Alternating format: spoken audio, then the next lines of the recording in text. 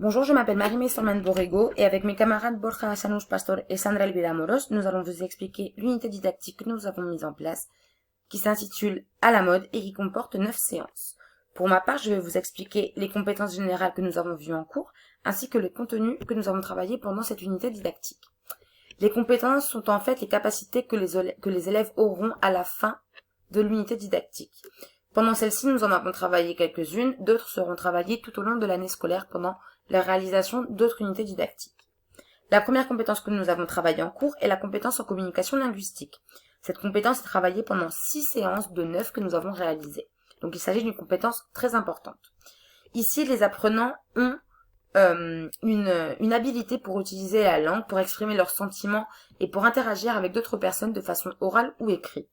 C'est donc à travers des activités de production orale, de compréhension orale, de production écrite et de compréhension écrite que cette compétence sera mise en œuvre.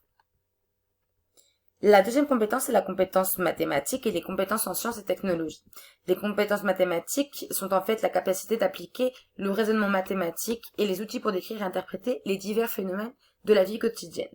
Ici, les élèves devront donc connaître les nombres, les mesures et les opérations mathématiques, puisqu'il s'agit de quelque chose qui va leur servir pendant la vie de tous les jours. En ce qui concerne la compétence en sciences et technologies, celle-ci fournit une approche au monde physique et une interaction pour expliquer la réalité qui nous entoure et pour donner des réponses aux besoins des êtres humains. Ces deux compétences sont en fait complémentaires et elles seront travaillées lors de la séance numéro 7 de notre unité didactique qui s'intitule « Combien ça coûte ?», où nous verrons donc avec les apprenants les chiffres de 70 à 100.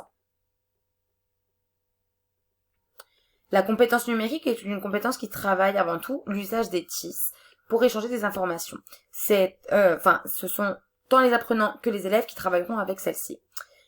L'usage continu d'appareils électroniques et du support facilite donc le développement des cours. Les étudiants devront effectuer différentes recherches d'informations par le biais des TIS. Ils vont créer ou répondre à des questionnaires, des achats en ligne, et cette compétence sera surtout mise en place pendant les 2 dernières séances de notre unité didactique. La séance numéro 8, c'est-à-dire un Kahoot, et la séance numéro 9, la création d'un blog de mode. La compétence d'apprendre à apprendre est une compétence que nous allons travailler pendant les séances 5, 6 et 7 de notre unité didactique, où les étudiants devront développer la capacité pour commencer leur propre apprentissage, pour organiser leur temps et pour organiser aussi les tâches en travaillant de manière individuelle ou groupale. La compétence sociale et civique n'est pas une compétence que nous allons travailler pendant cette unité didactique. Cependant, comme je l'ai dit précédemment, elle sera travaillée pendant le reste de l'année. Ici, il s'agit que les élèves et les personnes en général puissent agir avec autrui et participer activement dans la vie sociale et civique. La compétence du sens de l'initiative et de l'entrepreneuriat sera mise en place dans notre unité didactique pendant la 9e séance, donc c'est-à-dire la création d'un blog. Il s'agit ici un peu d'une compétence où les élèves seront livrés à eux-mêmes, où l'objectif est de transformer les idées qu'ils ont en actes. La compétence de conscience et expression culturelle, ne sera pas non plus travaillée pendant notre unité didactique, mais elle sera aussi travaillée pendant le reste de l'année. Ici, à travers cette compétence, les élèves comprendront l'importance de l'expression à travers les arts plastiques, les arts de la scène, la musique ou encore la littérature. Donc, il s'agit en fait d'une compétence assez artistique. En ce qui concerne les contenus, il y en a 4. Nous allons travailler les contenus conceptuels, les contenus procéduraux, les contenus attitudinaux et les contenus procéduraux. Pendant les contenus conceptuels, nous allons travailler les compétences linguistiques. La compétence lexicale sera travaillée avec le vocabulaire des saisons, le vocabulaire des vêtements, la description et les nombres de 70 à 100. La compétence grammaticale sera travaillée par l'étude des adjectifs démonstratifs, par le passé composé avec les auxiliaires être et avoir, et avec les comparatifs. Et finalement, la compétence pragmatique sera travaillée avec l'organisation discursive en termes de cohérence et de cohésion de la structure du texte, c'est-à-dire le plan. Les contenus procéduraux seront travaillés lorsque nous allons aborder la lecture compréhensive et silencieuse, la reconnaissance des éléments sémantiques et grammaticaux, le travail sur les facteurs de cohésion et la cohérence du texte, et pour finir, la reconnaissance du type de texte.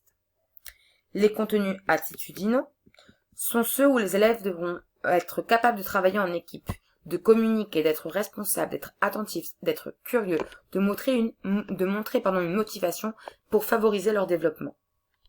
La participation et la réflexion active seront l'acceptation de la langue française comme instrument de communication dans le développement des activités proposées.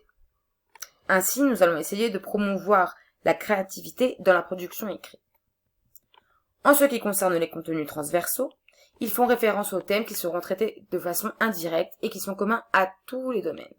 Ils visent donc à la formation complète des étudiants et à leur préparation à leur intégration dans la société. Pour cela, il faudra donc enseigner dans l'égalité des genres, dans le respect de la différence, dans l'interculturalité, dans la diversité, dans le civisme et dans le respect d'autrui surtout. Mes camarades vont donc vous expliquer les autres points que nous avons vus dans cette unité didactique.